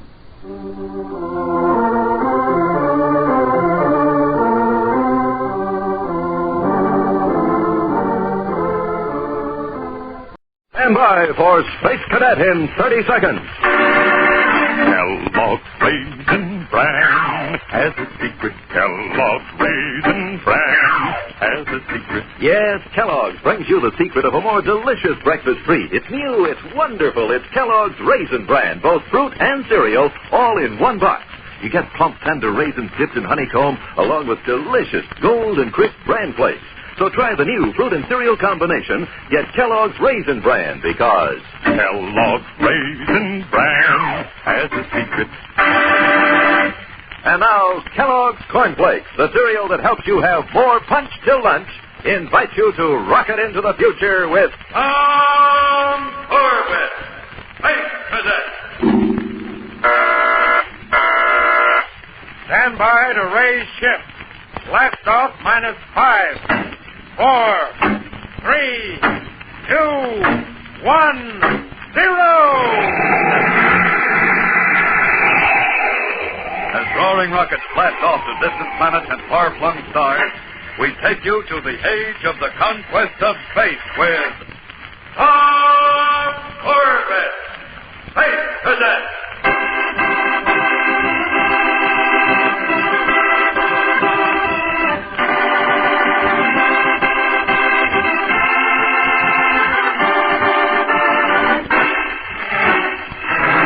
Shanghaied from Earth and taken aboard the rocket ship Constellation bound for the star systems of outer space, Tom Corbett and Harris, the crewman who has befriended him, managed to escape while the ship refueled at Venusport, but were then captured by the port guards. Without delay, they were taken to the office of the port commander. And now Tom and Harris, still dressed in the drab dungarees of ordinary spacemen, stand at attention before a grim-faced warrant officer. All right, now. Let's get this straight. You say your name is Tom Corbett, and that you're a cadet from Space Academy. Yes, sir. And you, Harris, are you a cadet too? No, sir. I'm a spaceman. Second class in the Constellation. I see. Corbett, what's a space cadet doing aboard the Constellation? I told you, sir. I was Shanghaied. That's true, sir. He was. I suppose you can identify yourself, Corbett? Well, they took my uniform away from me. All my papers were in it. You tell a pretty good story, Corbett, but that's all it is. Unless you can give me proof, I'll have to turn you over to your captain. Wait, sir. It's easy enough to check. Radio Space Academy. Talk to Commander Arkwright. That is impossible.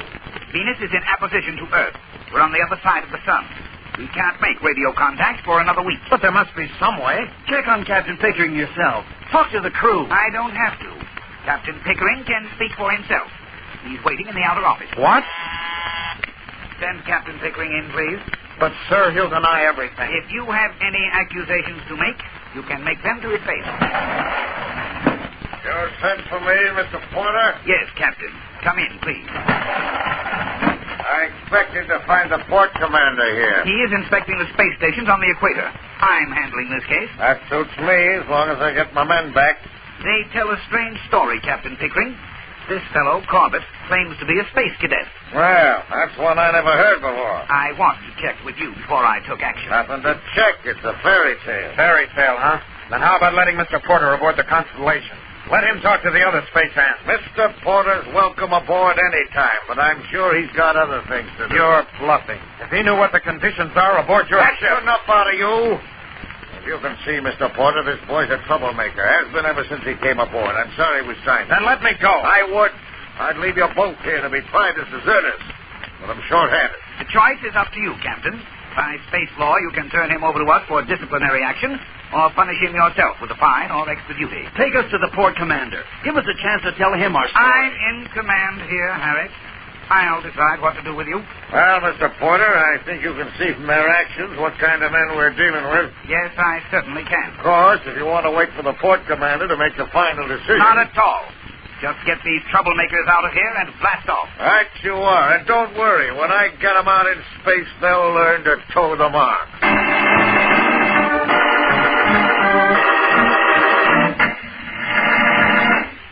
Wow. Looks like the space cadets are rocketing on all tubes. There's real adventure ahead, but they're ready for it. Have to be prepared for it all the time. And one way to do it is to make sure they get enough quick energy food. Helps them blast off in a hurry. Take breakfast, for instance. Every space cadet knows the importance of eating a good, nourishing breakfast every morning. And he knows to build it around Kellogg's Corn Flakes. Because Kellogg's Corn Flakes are a real quick energy food. As Astro would say, every spoonful of Kellogg's Corn Flakes helps me get set for a quick blast-off. Helps me zoom right off and helps me keep zooming right up till noon. Why, I wouldn't think of setting out on a mission without first fueling up on some quick energy food. And so, I always stow away a big bowl of Kellogg's cornflakes soon as I hear the alert. And Astro could tell you, too, that there's mighty swell eating in a bowl of Kellogg's cornflakes. Kellogg's Special Toasting brings out all the sweet, lively corn flavor in every flake. So do as Astro does. Build your breakfast around Kellogg's cornflakes, and not only will you be having yourself a swell flavor treat, but you'll be helping yourself to more punch till lunch. More punch till lunch. More punch till lunch. With Kellogg's cornflakes.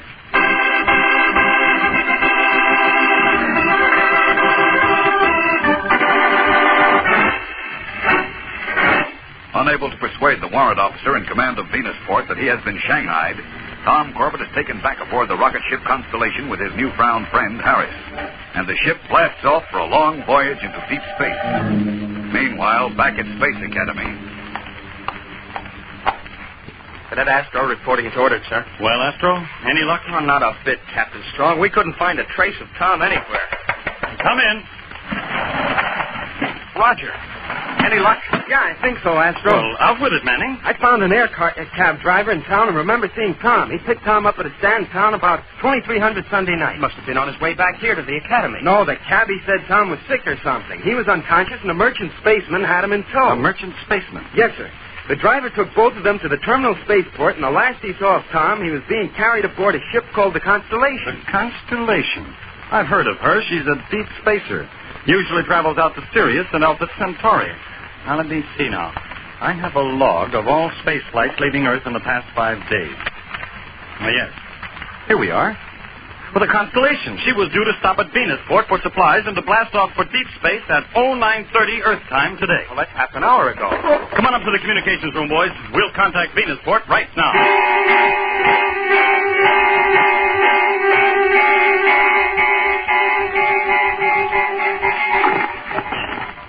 What are we waiting for, Captain Strong? We're in apposition to Venus. A direct signal can't get through. They're setting up a relay transmission, Earth to Mars, to Titan, and back to Venus. And Captain Strong here. Warrant Officer Porter, Venusport. Go ahead, Captain Strong. Listen, Porter, this is urgent. Have you cleared the deep spacer Constellation yet? The Constellation? She blasted off the Sirius 15 minutes ago. Why? Well, we have good reason to believe that one of our cadets is being held illegally aboard that ship. What? A cadet by the name of Corbet. Tom Corbet. Corbett?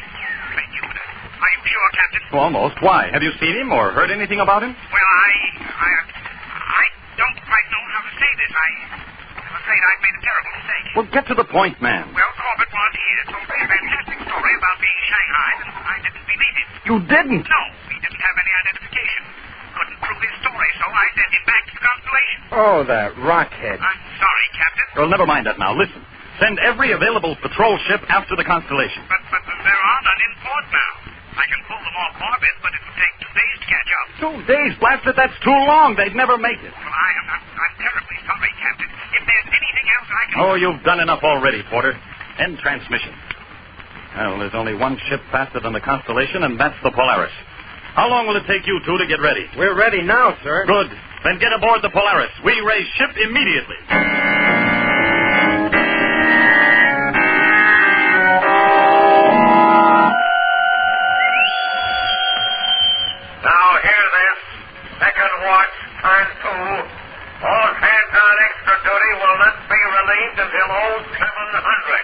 Hey, you hear that, Tom?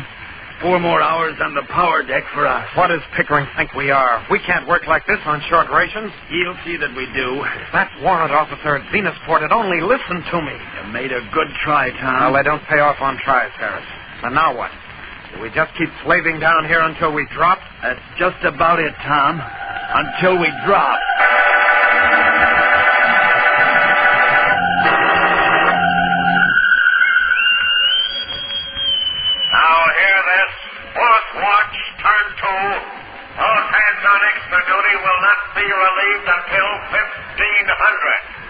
Another 4 hours.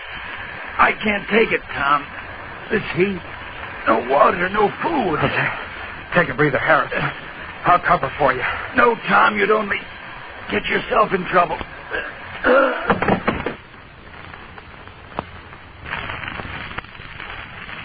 Harris. Harris!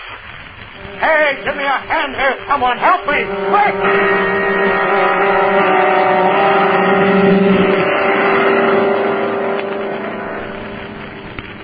Well, how are you feeling now, Harris?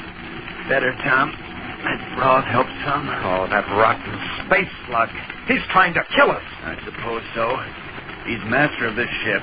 He can do anything he wants. Maybe. But I notice some of the crew are beginning to grumble about the way he's working us. They always grouse. Don't mean anything. Listen, how many of the space hands do you figure would be loyal to Captain Pickering in case of trouble? Trouble? You mean mutiny? Now, hold on, Tom. This is crazy. You can't pull a mutiny in deep space. Why not? There'd be no one to navigate. The ship would become a derelict. I can navigate. You? Sure, I'm a space cadet. I've had plenty of training in astrogation. I know I could get the ship back to Venusport if I could just reach the controls. We'd be taking an awful chance. Pickering would kill us if we failed. It's better to go down fighting than die this way.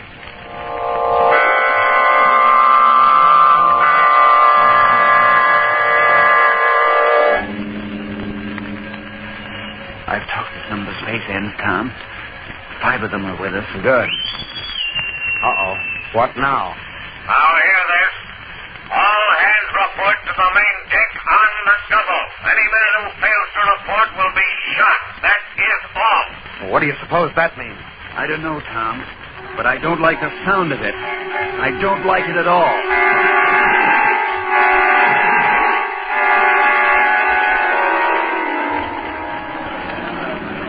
All right, you men, stand to.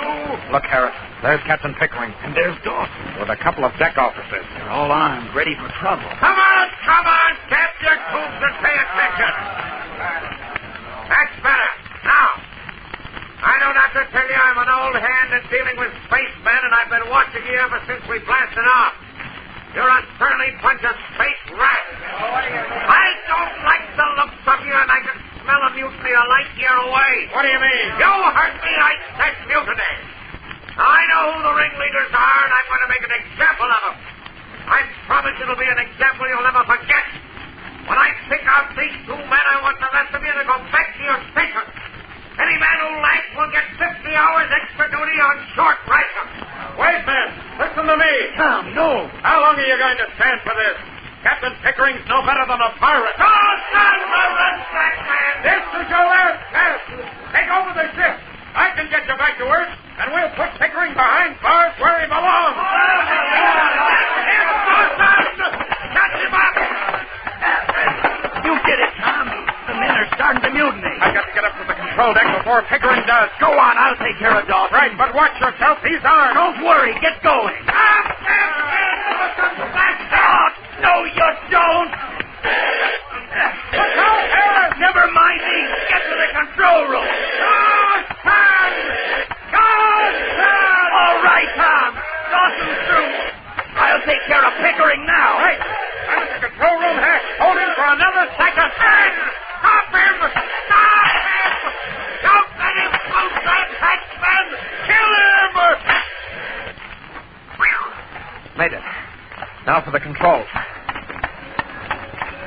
No time to plot a new orbit back to Earth. I'll have to swing her into a 180 turn and rack up a true course later. Let's see. Steering vane set for 1.5. Full burst on starboard jet. And take a lateral sweep.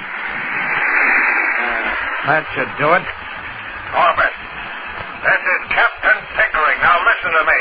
What do you want, Pickering? I'll make a deal with you. Fat chance. I've got control of the ship now. Open the hatch, Corbett. Give yourself up. Nothing doing, Pickering. You're over a barrel and you know it. We've put down the mutiny and captured your friend Harris. What? I have him right here beside me. If you give yourself up, I won't blast him. You have my word on that.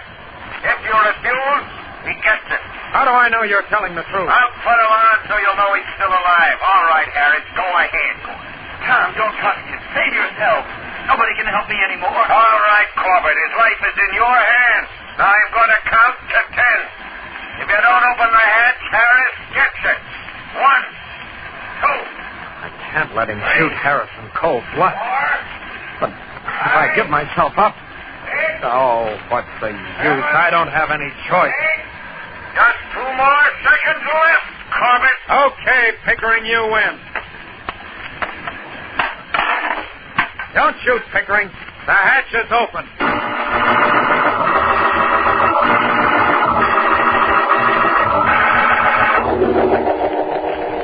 How are we doing, Astro? Any word from Manning topside? No, he's glued to the radar scanner, Captain Strong, but nothing to report yet. Well, frankly, I don't think we have a prayer of overtaking a Constellation. She's got too big a lead on it. I hate to admit it, sir, but I'm afraid you're right. Captain Strong, I've got a scanner reading. With a Constellation? Yes, sir. Are you sure, Roger? Look, Astro, if you ran your power deck as well as I handle the radar bridge, we wouldn't have any problem. All right, cut that, Manning. What's their position? I'll show it to you on the solar chart, sir. There's the spot. Well, that's strange. The ship must have made a lateral sweep off course and then corrected it. Why would they do that? Well, I don't know, Astro. But it's given us the break we need. We can overtake her now. Then who cares why they did it? Stand by, Tom. We're on our way.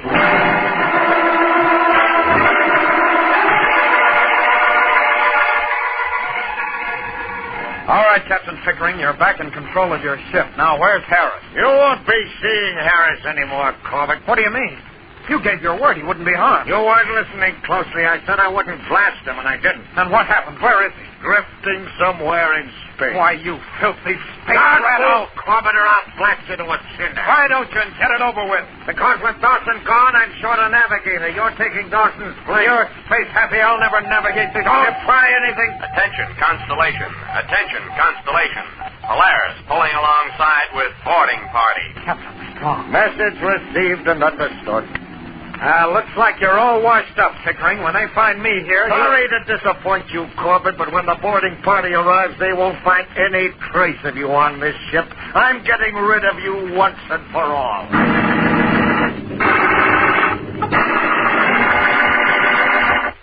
And now, all you future space cadets, boys and girls, let's take time out for a question to start off our Kellogg's Cornflakes Space Quiz to see how your knowledge of space and the universe is.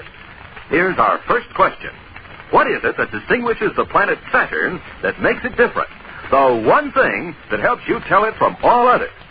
Well, it's simply that the planet Saturn is surrounded by a tremendous ring. That's where the space cadets get the expression rings of Saturn. And here's an easier question. What is it that makes Kellogg's Cornflakes the favorite ready-to-eat cereal of the whole universe? The answer to that one is easy. It's that famous Kellogg flavor. The way Kellogg's special toasting process brings out all the sweet, lively corn flavor in each golden flake makes each flake crisp and tender. Yes, flavor is what makes Kellogg's Cornflakes the favorite ready-to-eat cereal of people everywhere. It's the kind of flavor that brings you back for seconds, keeps you reaching for that box of Kellogg's Cornflakes time after time, morning after morning. So make sure you get the one and only Kellogg's Cornflakes.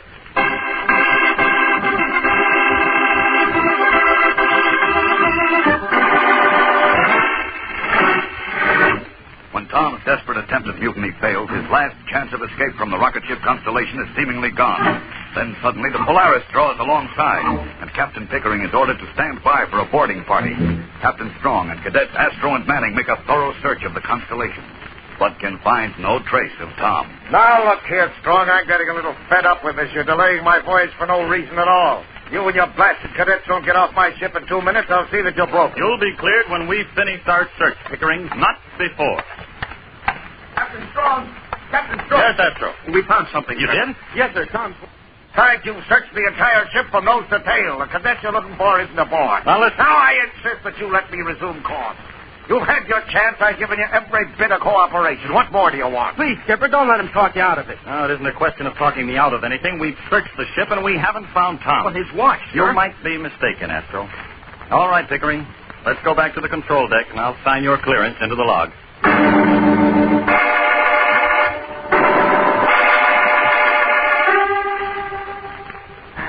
What are we going to do? Look, the skipper's signing the log. In another 2 minutes, Pickering will be underway again. I know, Roger, and I'm just as sure as you are that Tom's aboard somewhere. But how can we prove it? All right, Pickering, there you are. You're cleared for the rest of your voyage. Thank you. That does it, Astro. Yeah. Hey, wait a minute. Look at that indicator on the control panel. Huh? Which one? The main rocket firing tube. One of them has mass in the reactor. So what? But we're drifting. There shouldn't be anything in the tube. The reactors only feed in during acceleration. Hey, you're right. Say, Roger, Did you check those tubes? Did you look inside them? Oh, did you? Jumping Martian mice. I wonder... All right, boys. Let's get back aboard the Polaris. Oh, wait a minute, sir. There's something wrong. Are you starting that routine again, Cadet? Get them off my ship. No, Skipper, listen. We didn't search the firing tube. And there's some kind of mass in one of them. Look at the control panel indicator. Why, that's just a gas accumulation. Here, I'll blast it out for you. No, get away from that panel. Get your hands off me, you young face. I'm sorry to be disrespectful, sir, but maybe this'll stop you. Oh, my. Yeah, throw right on a button. I'm sorry I had to do that, sir, but if he fired up that tube with Tom in it... Well, I know, Astro, but you'd better get down there right now and make sure you're right. If Tom isn't there, then you're in trouble.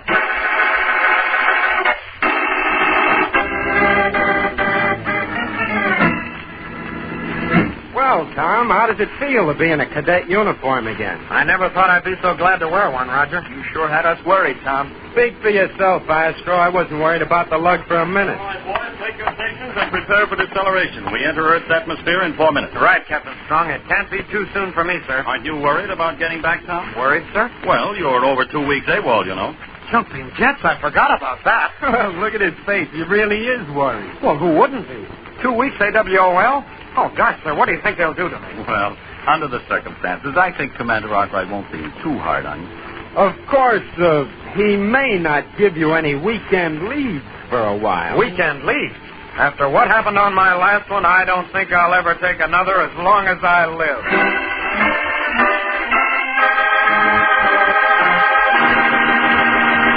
Don't miss the next action-packed adventure with Tom Corbett and the Space Cadets when death lurks in the void as the boys begin Operation Hide and Seek.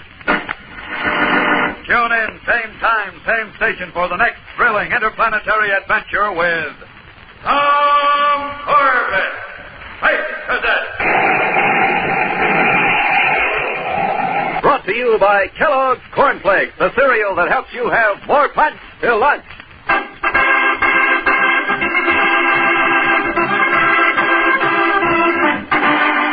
Tom Corbett, Space Cadet, starring Frankie Thomas, also appears in the comic sections of many of Canada's leading newspapers. Look for it daily and in weekend editions. Featured in the cast are Al Markham as Astro, Jan Merlin as Roger Manning, and Edward Bright as Captain Strong. Today's program was directed by Drex Hines. Jackson Beck speaking.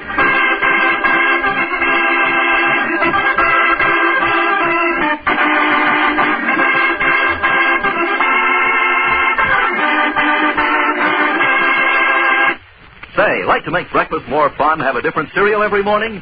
Then ask Mom to get Kellogg's Variety Pack. You see, Kellogg's Variety Pack is an assortment of all favorite cereals. 10 individual-sized packages in one handy carton.